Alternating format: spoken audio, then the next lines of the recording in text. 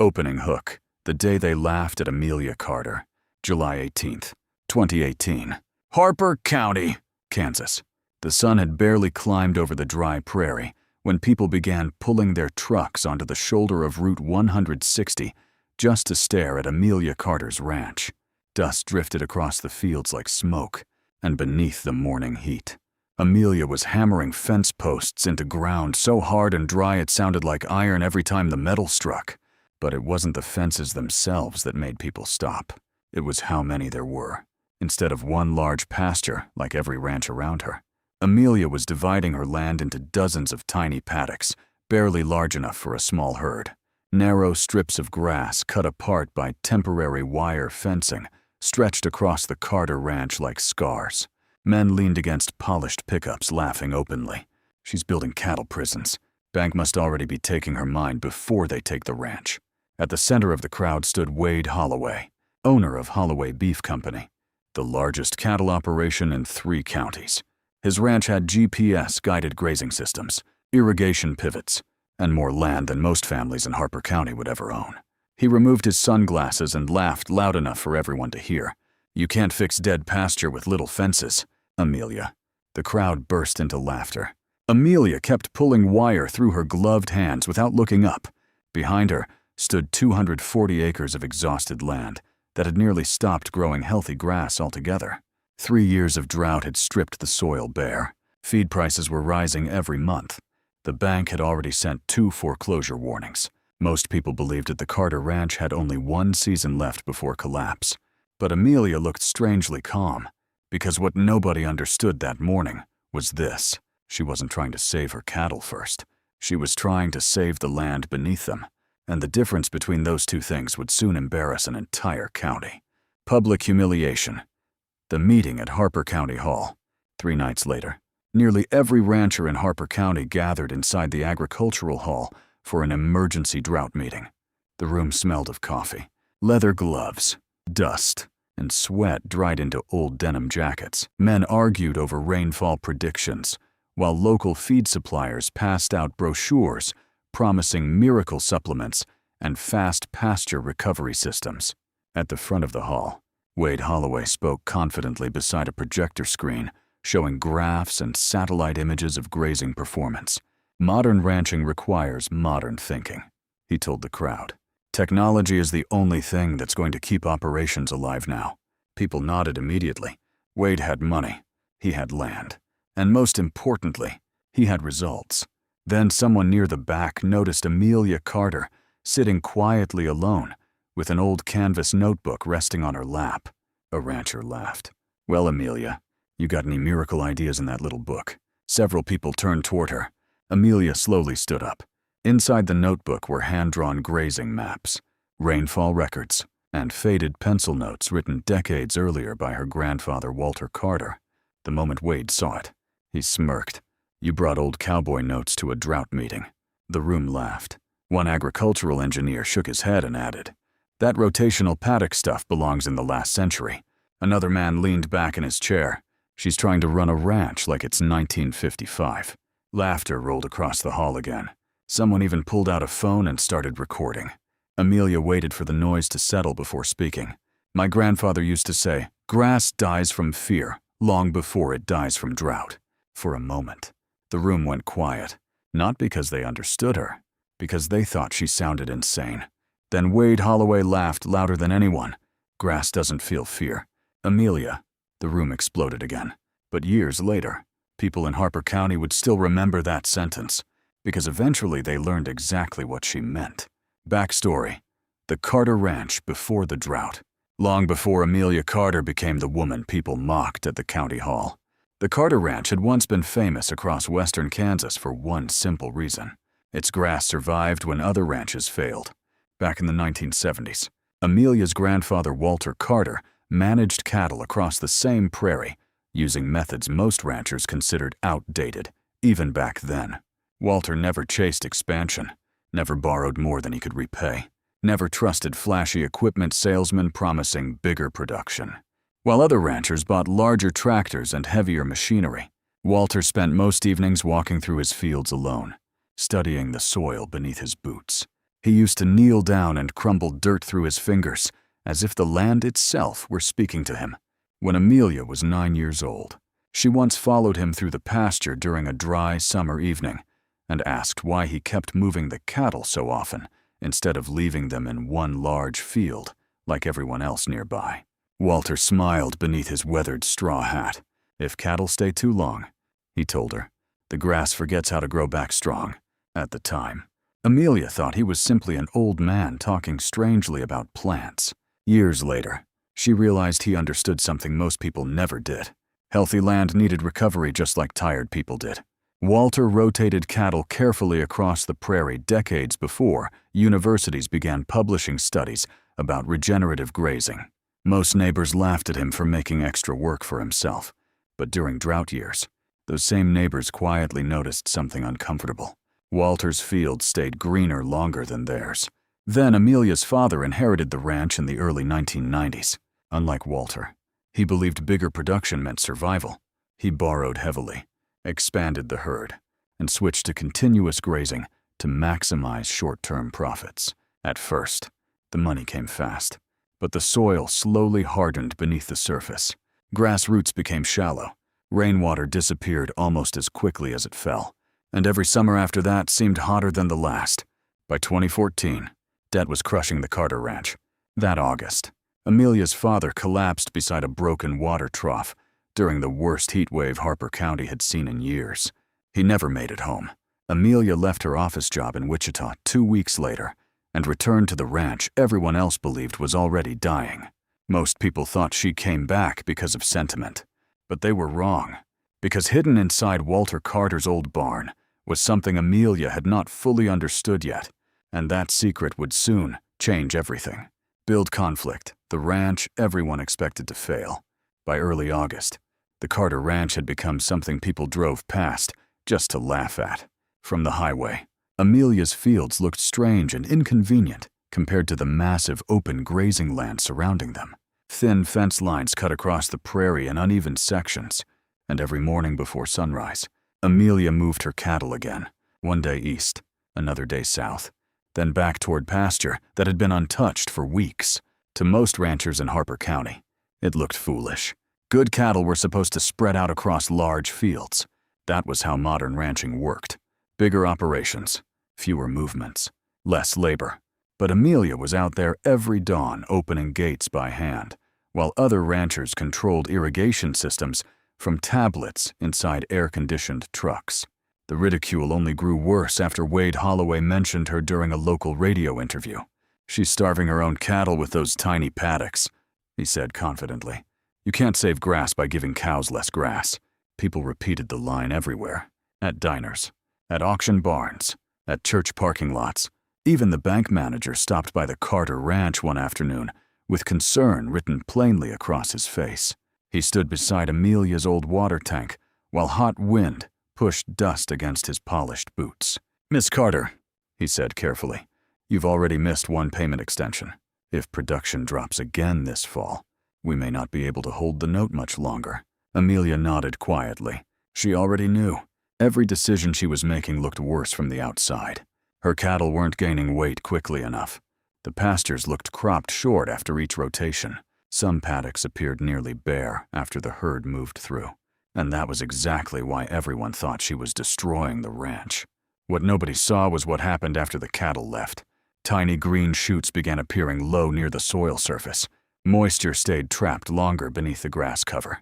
The ground slowly softened under her boots after years of feeling hard as concrete. But recovery underground takes time, and time was the one thing Amelia Carter supposedly did not have. Meanwhile, Wade Holloway expanded his operation even further. He bought another neighboring pasture, installed new automated water systems, and proudly showed reporters the latest drone technology monitoring forage growth across his ranch. Everywhere Amelia looked, people treated Wade like the future of American ranching, and treated her like a stubborn reminder of the past. But late one evening, after moving cattle beneath a sky turning dark with distant heat lightning, Amelia walked into her grandfather's abandoned barn searching for an old set of fence pliers. What she found instead would change the entire direction of the story. Hidden secret, Walter Carter's notebook. The old barn smelled like cedar wood, dust, machine oil, and forgotten winters. Most of the equipment inside hadn't been touched since Walter Carter died nearly 15 years earlier. Rusted branding irons hung from nails along the wall. A faded saddle rested beneath a tarp in the corner. Wind slipped softly through loose wooden boards, carrying the dry smell of prairie grass into the darkness. Amelia climbed into the hayloft, holding a lantern, because the electrical wiring had stopped working years ago. At first, she only searched for tools. Then she noticed a small cedar chest hidden beneath an old horse blanket. Inside were dozens of weather journals belonging to her grandfather, rainfall records, soil notes, hand-drawn grazing rotations dating all the way back to 1958. But one notebook caught her attention immediately. Across the front cover, Walter had written only 3 words: "The land breathes." Amelia sat on the dusty loft floor, reading until nearly midnight. Walter described the prairie almost like a living creature. He wrote that overgrazed land behaved like exhausted lungs. That roots shortened when cattle stayed too long in one place. That healthy pasture needed periods of intense grazing, followed by deep recovery. And then Amelia found something even more important: a map. Beneath the Carter Ranch sat one of the deepest layers of native prairie soil in the county. According to Walter's notes, the land could survive extreme drought better than almost anywhere nearby if the root systems were restored properly. But there was a condition written beneath the map in faded pencil. The grass must be allowed to disappear before it returned stronger. Amelia stared at those words for a long time. That was why Walter's methods always looked worse before they looked better. Most ranchers grazed lightly and continuously, forcing roots to stay shallow near the surface where small rains could reach them quickly. Walter had done the opposite. He allowed cattle to graze intensely for short periods, then removed them long enough for the plants to rebuild deep roots, searching for moisture far beneath the surface. It wasn't old-fashioned at all. It was simply too slow for people chasing quick profit. And suddenly, Amelia understood why her grandfather's ranch survived droughts that destroyed other operations. Not because he fought the land, because he worked with how it healed. But before she could fully test Walter's system, Kansas entered the worst stretch of drought Harper County had seen in over a decade. And that was when people finally stopped laughing quite so loudly. Escalation. The drought that changed Harper County. By late August, the heat stopped feeling natural. The wind carried no moisture anymore. Creeks shrank into muddy trenches. Entire hillsides across Harper County turned yellow almost overnight. Every rancher in the region started feeling pressure at the same time. Feed prices exploded. Hay deliveries became delayed. Auction yards filled with cattle people could no longer afford to keep alive. And for the first time all summer, Wade Holloway stopped smiling during interviews. At first, his ranch still looked strong from a distance. His irrigation systems ran constantly. His cattle remained heavy. His fields stayed green longer than most. But heavy grazing and shallow-rooted pasture have a weakness nobody notices until drought becomes severe. The moment deep moisture disappears, everything collapses fast. One morning, Wade rode through his southern pasture and noticed something alarming. The grass pulled loose too easily. Its roots barely reached below the surface. Within 2 weeks, large sections of Holloway land turned brittle and brown beneath the relentless heat. Meanwhile, something strange began happening at the Carter Ranch. The paddocks Amelia rested for weeks at a time were recovering faster after every rotation. Not dramatically at first, just quiet signs most people would miss. The grass color deepened. Bare patches slowly disappeared. Morning dew lingered longer near the soil. And then came the moment nobody forgot. A state soil specialist passing through Harper County stopped beside Amelia's ranch after hearing rumors about her rotational system. He carried a metal soil probe and asked permission to test the pasture. Several ranchers gathered nearby to watch, including Wade Holloway himself. The specialist pushed the probe deep into Amelia's field, then deeper again. He looked genuinely confused. The moisture line beneath her pasture sat far below what anyone expected during a drought that severe. Next, he tested Wade's nearby pasture. Dry, hard-packed, shallow-rooted. The specialist stood silently for several seconds, before finally saying something that spread across Harper County by sunset. This land shouldn't be this alive right now. For the first time all summer, nobody laughed at Amelia Carter. But the part people still talk about today happened 3 weeks later, when the drought reached its absolute worst. Big payoff, the day the county went silent. September 21st, 2018. Harper County looked like it had been abandoned by rain itself. Dust clouds drifted across empty highways. Stock ponds shrank into cracked bowls of mud. Ranchers who had spent decades building their herds now stood inside crowded auction yards, selling cattle they could no longer feed. That Friday morning, the emergency livestock auction in Anthony, Kansas, was packed tighter than anyone had seen in years. Men spoke in low voices.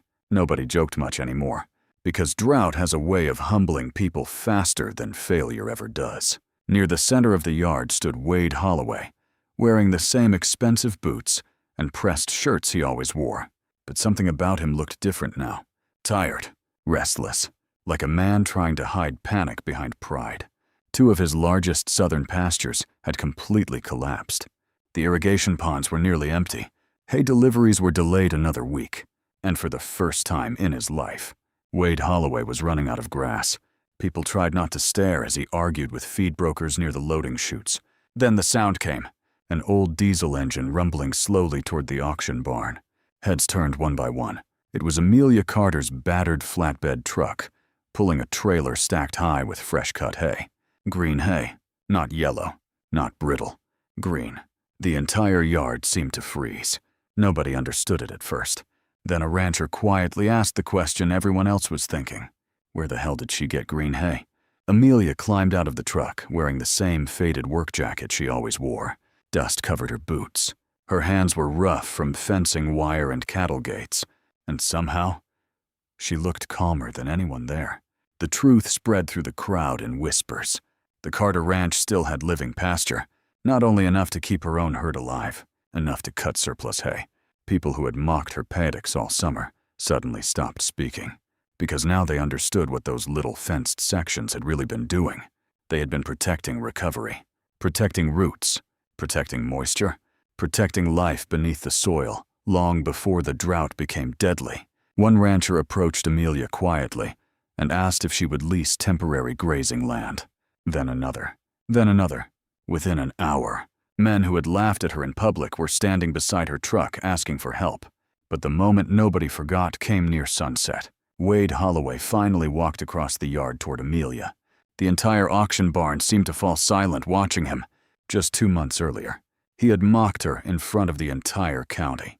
Now his cattle were running out of forage. Wade removed his hat slowly.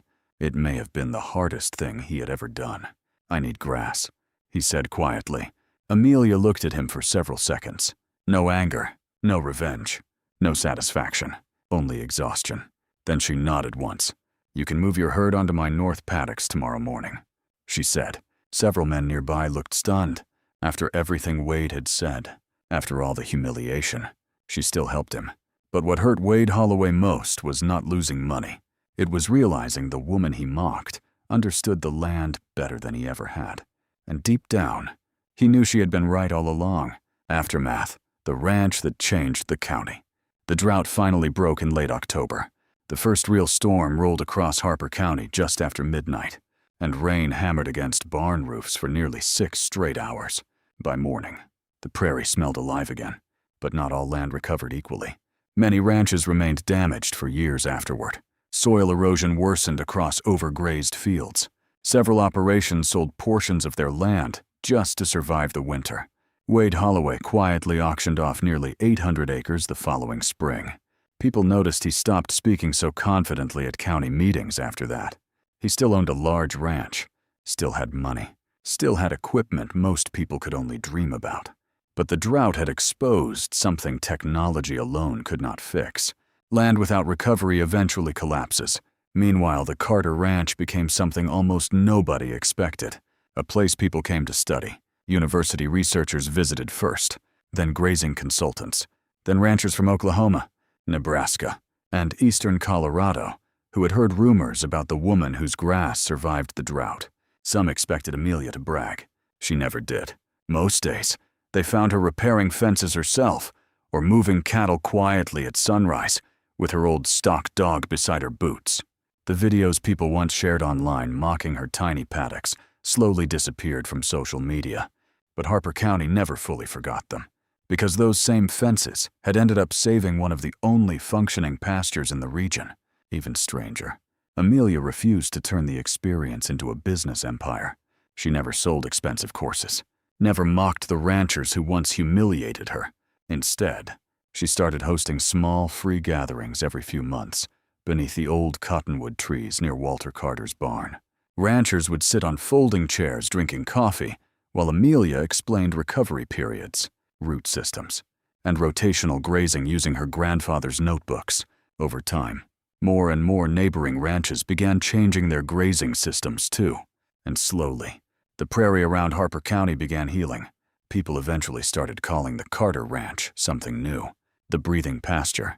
But years later, during an interview with a farm journal, Amelia revealed the most important thing her grandfather had ever taught her, and it had almost nothing to do with cattle. Moral ending. What the land was trying to teach them. One cold November evening several years later, Amelia stood alone beside the same fence line where people once laughed at her. The prairie rolled quietly beneath a pale Kansas sunset. Cattle moved slowly through the paddocks, grazing calmly before being rotated again the following morning. Wind bent the tall grass in long waves across the recovering hillsides. From a distance, the ranch no longer looked strange. It looked alive. Amelia rested both hands on the weathered wooden fence post her grandfather had planted decades earlier and spoke softly to the young reporter standing nearby. "Most people think land exists to produce something for them," she said. "My grandfather believed land was something you borrowed for a while." The reporter asked her why she never humiliated Wade Holloway after proving him wrong. Amelia smiled faintly, because the truth was, Wade had not been an evil man. He was simply a man who believed speed, money, and expansion mattered more than patience. And modern life rewards people like that for a very long time, until something breaks. The drought broke his ranch, but pride had broken it first. Amelia looked across the pasture, where healthy grass roots now stretched deep beneath the soil. Then she repeated the sentence nobody understood years earlier inside the county hall. Grass dies from fear long before it dies from drought. This time, people finally understood what she meant. Land forced to produce without rest eventually weakens. Animals pushed too hard eventually collapse. And people treated the same way often do too. The old ranchers used to think strength meant taking more from the earth every season. Walter Carter understood something different. Real strength came from knowing when to stop taking. The people who laughed at those little paddocks believed the land was dead because it looked weak for a short time. But recovery often looks fragile before it becomes powerful. And sometimes the quietest person in the county is the only one listening closely enough to hear what the land has been trying to say all along.